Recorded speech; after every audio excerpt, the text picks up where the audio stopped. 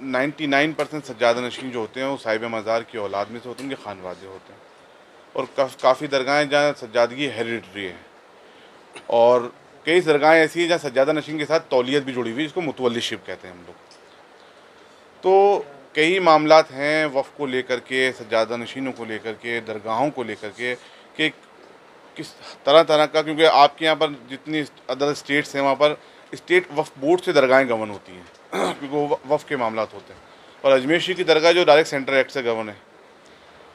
तो कहीं ना कहीं छोटे मोटे इख्तलाफा चलते रहते हैं, अननेसेसरी लिटिगेशंस चलती रहती हैं, और उसमें से कई दरगाहें ऐसी हैं जो शायद इतनी मजबूत नहीं है, वहाँ के सज्जादगान इतने पढ़े लिखे नहीं होते हैं कि वो अपने अधिकारों के लिए लड़ सकें या प्रॉपर वे में अपनी लिटिगेशन को फाइट कर सकें।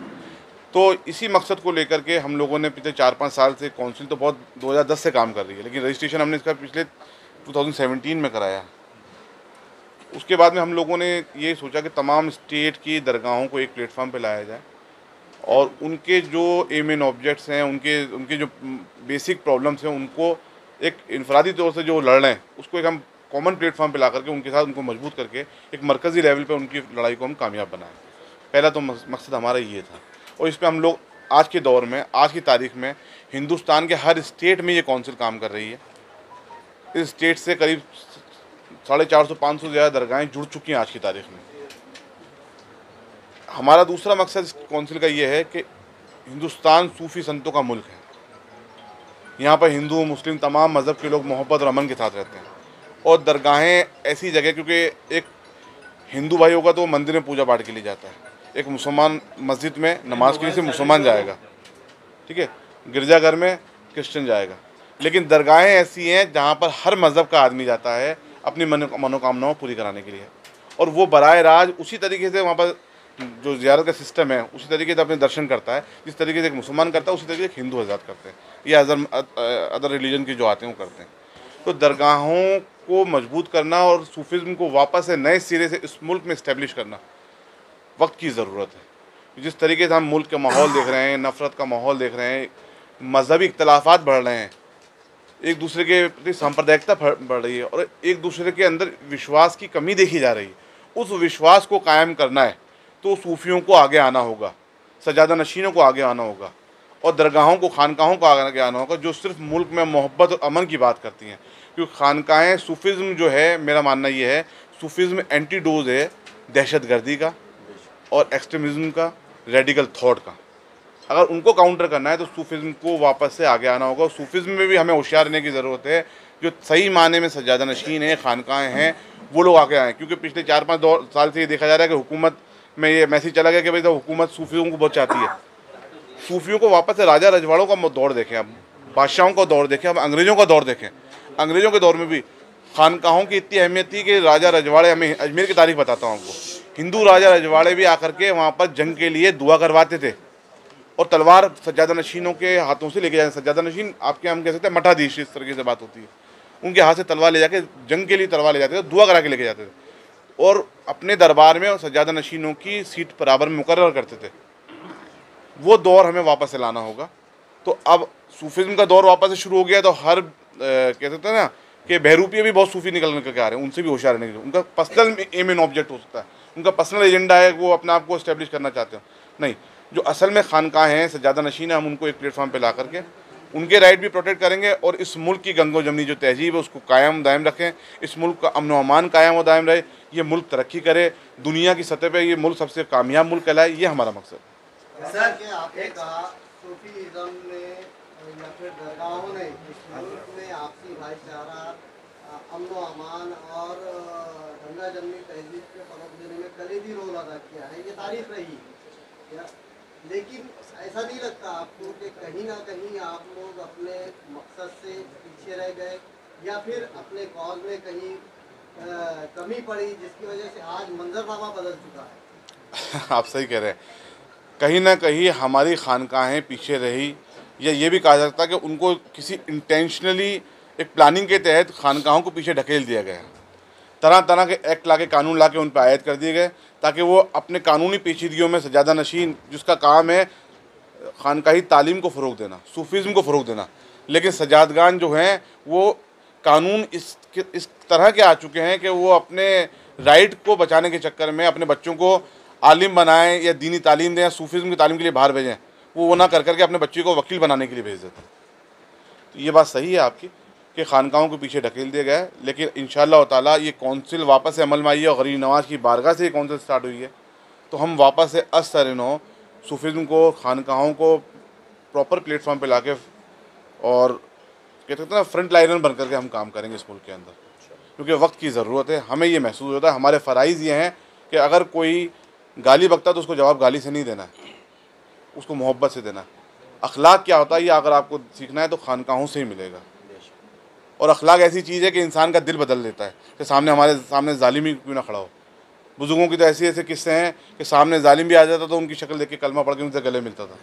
तो हम तो वो अखलाक वापस से लाना चाहते हैं कि ये मुल्क हिंदू का भी है, मुसलमान का भी है, सिख का भी है, ईसाई का भी है, सबका मुल्क है, सबको साथ लेके चलना है। सर अभी तकरीब में कहा कि उर्स जो एक ये हो गया, उर्स में आप लोग कोई सूफीज़्म का ये लेके आना चाहते हैं, आपने भी जो बताया किस तरह का वो आप करना चाहते हैं, ये उर्स का जो सिस्टम है आपको किस तरह का? देखिए, हिंदुस्तान में हर स्टेट में बड़ी बड़ी दरगाहें हैं और ऐसी दरगाहें हैं जहाँ सालाना उर्स होते हैं। उर्स होते हैं साहिब मज़ार की जो डेथ एनिवर्सरी बोलते हैं हम लोग को, उसके अंदर उनके जो खानवादे होते हैं उससे ज़्यादा नशीन होते हैं, वहाँ कुछ कस्टमरी रस्में अदा करते हैं, कवाली होती है, संदल मालिश होती है, गुस्ल होता है। तो मेरा मानना है उस वक्त कई बड़ी दरगाहों पे तो लाखों की तादाद में गैदरिंग होती है। तो आज के दौर में ज़रूरत है कि हम उस गैदरिंग को इंटरेक्ट करें, उनके सामने ख़िताब करें और बुज़ुर्गान दीन की जो सूफ़ी संतों की तालीमात हैं और इस मुल्क का जो इतिहास है सूफ़ी संतों का और गंगा जमनी तहजीब का, वो उनके सामने लाएँ, यंग पीढ़ी के सामने। ये हमारा मकसद है कि उसको मेला ना बनाया जाए, उसके अंदर इन चीज़ों का इस्तेमाल किया जाए और इस तरीके से हर दरगाहों पे एक तकरीबात रखी जाए। उर्स के मौके पे एक दिन मुकर्रर कर लिया जाए कि आज सज्जादा नशीन का खिताब होगा अवाम के नाम, और उस खिताब के अंदर इस मुल्क का इतिहास, इस मुल्क की तारीख़ और बुज़ुर्गान दीन की टीचिंग्स के बारे में बयान किया जाए। क्या ये सूफी काउंसिल जो दरगाहों के हकीकी वारिसीन है या जो हक रखते हैं और उनको दरकिनार कर दिया गया, उनके हुकूक के लिए भी आवाज़ उठाएगी? देखिए, सज्जादा नशीन के हुकूक के लिए ही काउंसिल का मेन एम एंड ऑब्जेक्ट है। अगर वो हमसे रब्ता कायम करते हैं, अगर किसी के साथ ऐसा जुल्म हो रहा है और वो वारिस हैं, हक रखते हैं, उनका हक है और उनके साथ हक तलफी हो रही है उनकी, तो हमसे कांटेक्ट करें, हम उन्हीं के लिए बैठे हैं। इससे रिलेटेड मेरा एक सवाल है, ये सज्जादा नशीन और जो है तो दरगाहों और मसाजिद की भी बहुत सारे, तो आप मसाजिद में सज्जादा नशीन नहीं होता। नहीं, उसके मुतवल्ली जो रहते, हाँ, मुतवल्ली वफ़ के मामला थे। देखिए, अभी हमने मसाजिद को हमारे इसमें लिया नहीं, लेकिन हाँ, खानकाहों से जो जुड़ी मसाजिद हैं उनको तो हमारी जिम्मेदारी बनती है सज्जादगान की। अभी आपने गज़ेटेड मुतवल्लियान की बात की। हाँ, गज़ेटेड मुतवल्लियान दरगाहों के मुतवल्लियान, तो मसाजिद के मुतवल्लियान को भी अगर कोई प्रॉब्लम आ रही है वो हमसे कांटेक्ट कर सकते हैं। सबके लिए ये काउंसिल जो है सिर्फ सज्जादा नशीनों की राइट प्रोटेक्ट करने के लिए है, उनकी नुमाइंदगी नहीं कर रही है। हम इस मुल्क के तमाम हिंदू मुस्लिम जो हम दरगाहों पे फेथ रखते हैं, हम उन सब की नुमाइंदगी करते हैं और उन सब के हक़ के लिए लड़ेंगे हम लोग। बहुत सारे सज्जादा नशीन और दरगाहों जिनके उसमें ज़मीनात या जायदाद है, तो वो उसका वक्फ एक्ट उसकी खिलाफ वर्जी करते, तो इस तरफ भी। देखिए, अगर कोई ऐसा करता है तो उसको कानून अपने हिसाब से काम करेगा, हम उनका साथ नहीं देंगे जो अगर कहते हैं ना खुर्द बुर्द करते हैं वफ़ की प्रॉपर्टी को या वफ़ के माल को अपना ज़ाती माल समझते हैं। नहीं, शरई तौर पे गुनाह है, इसको हम लोग काउंटर करेंगे। आप पूछिए क्या पूछ रहे हैं? प्रॉपर्टीज के प्रोटेक्शन के लिए एक 2 मिनट ये नहीं इधर ये पूछ रहे, एक मिनट। मोहतरम, जैसा आपने फरमाया कि हमें मुल्क में सूफीज़्म को लाना है, मेरा सीधा सवाल ये है कि हमारे मुल्क में 4-5 इस्लामी तंजीमें जमातें काम करती हैं, जिसमें तबलीगी जमात, अहले सुन्नत, जमात इस्लामी, अहले हदीस है। तो क्या ये माना जाए कि अब तक इतने सालों से ये जमातें नाकाम हो चुकी हैं, जैसा आप सूफीज़्म की वापसी की बात कर रहे हैं? देखिए, सूफीज़्म की वापसी की बात नहीं कर रहा हूँ, सूफीज़्म तो है, सूफीज़्म ख़त्म नहीं हुआ इस मुल्क से। ये जमातें भी कहीं ना कहीं सूफीज़्म को लेके ही साथ चल रही हैं, लेकिन मेरा मानना ये है ये जमातें आज आई हैं और खानकाहें इस मुल्क में 800 साल से हैं। जो जमातें चल रही हैं वो भी हमारे भाई हैं और हम सबको साथ लेकर के ही सूफीज़्म को आगे बढ़ाएंगे।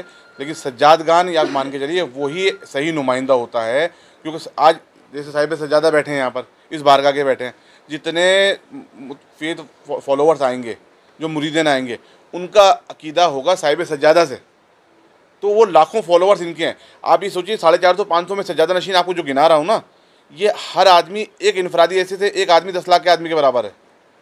तो सज्जादा नशीन और उसमें हिंदू मुसलमान सब हैं। दरगाहों की यही तो खूबी है कि दरगाहों में फेथ आपका भी है, इनका भी है, मेरा भी है, तो हर सज्जादा नशीन को आगे आने की ज़रूरत है और तमाम तंजीमों को हम साथ में लेंगे। इस मुल्क में क्या वजह रह गई कि आज इख्तलाफात हो रहे हैं मजहबी एतबार पे? क्यों हो रहे हैं? आज तक नहीं हुए ना। हर राजा रजवाड़ा के टाइम में कोई भी धार्मिक मामला आता था तो उनके लिए उनको एक धर्मगुरु होता था। आज हुकूमत के पास सही धर्मगुरु नहीं है। मैं आपके ज़रिए, चैनल के ज़रिए अपील करना चाहता हूँ हुकूमत से कि एक एजेंसी से इंक्वायरी करा करके सही मायने में जो धर्मगुरु हैं उनकी लिस्ट बनाई जाए, इसको चेकआउट किया जाए, पूरा लिस्ट आउट किया जाए और उसके बाद में एक बोर्ड बनाया जाए, एक पीस बोर्ड करके बनाया जाए जिसमें हर मज़हब का आदमी हो, सज्जादा नशीन भी हो, सूफी से जुड़े भी हों, हिंदू हजरात भी हों, और वो लोग इस मुल्क में मोहब्बत अमन का काम करें। आप 2 मिनट रुकें, अजान हो रही है। देखिए, सेंट्रल गवर्नमेंट से हमारी 2-3 मीटिंगें हो चुकी हैं। हमारी मीटिंग हमारे नेशनल सिक्योरिटी एडवाइजर जनाब जी डोवाल साहब से डेलीगेशन की मीटिंग हुई है हमारे, और हमारे जो माइनॉरिटी मिनिस्टर है मुख्तार अब्बास नकवी साहब से हमारी डेलीगेशन की मीटिंग हुई है। और उसके अलावा इनफरादी ऐसे 3-4 हमारे डेलीगेशन 3-4 बार हमारे मुल्क के होम मिनिस्टर से भी मिल चुके हैं हम लोग। हम हुकूमत से जब भी मिले, हुकूमत ने हमें हमेशा पॉजिटिव रिस्पांस दिया है और वो चाहते हैं कि उन्होंने कहा कि आप बताइए दरगाहों के अंदर डेवलपमेंट के लिए हम क्या क्या कर सकते हैं। आप सज्जादा नशीनों की या वहाँ की दरगाहों की बेसिक प्रॉब्लम्स क्या है, उसके लिए हम लोगों ने ड्राफ्ट दिया भी है उनको। हम चाहते हैं वक्फ एक्ट में अमेंडमेंट हो तो उसमें कई चीज़ों को डिफ़ाइन कर दिया जाए जिससे कि अननेसेसरी लिटिगेशन में ना जाना पड़े। जो हमारी बेसिक प्रॉब्लम्स है, जो हमारी डिमांड है, तो हमने कहा सबसे पहले जब उसकी एक्सपर्ट टीम बनाई, कमेटी बनाई जाए तो उसमें हमारे नुमाइंदे रख लिए जाएँ। हमारे नुमाइंदे उसमें रखे जाएंगे तो हमारे जो हमारे सजेशंस हैं वो उसमें आ जाएंगे ऑलरेडी। तो बेसिक प्रॉब्लम जिस पे अभी हमारी चर्चा हुई, आपने सुना, उनको लेकर के हम लोगों ने हमारे सजेशन ऑलरेडी दे चुके हैं और बहुत पॉजिटिव रिस्पॉन्स है मौजूदा हुकूमत का, हमारा सेंट्रल हुकूमत का। मैं हमारे होम मिनिस्टर जनाब अमित शाह साहब से भी मिला हूँ। उन्होंने हमेशा ये कहा है कि आप दरगाहों के डेवलपमेंट के लिए क्या चाहते हैं हमें बताएं। मुझसे व्यक्तिगत तौर पर बोला है, यही हमारे मुख्तार अब्बास नकवी साहब ने बोला है, यही हमारे जो नेशनल सिक्योरिटी एडवाइजर जी डोवाल साहब ने बहुत पेशेंटली उन्होंने हमें सुना, 2-2 घंटे बैठ के सुना। लोगों ने और भी कोशिश करी होगी, एक कोशिश हम कर रहे हैं। इंशाअल्लाह ताला सबका ताउन चाहिए, मीडिया का भी चाहिए, क्योंकि आपको सबको मालूम है कि दरगाहों का क्या रोल है और दरगाहें अगर मजबूत होंगी तो मैं समझता हूँ इस मुल्क की गंगा जमनी तहजीब मजबूत होगी। और ये मुल्क, जब कहते हैं ना घर में सुकून रहता है तो इंसान तरक्की करता है, और इस मुल्क में सुकून रहेगा तो बेशक ये मुल्क तरक्की करेगा, कर रहा है, आगे भी और करेगा।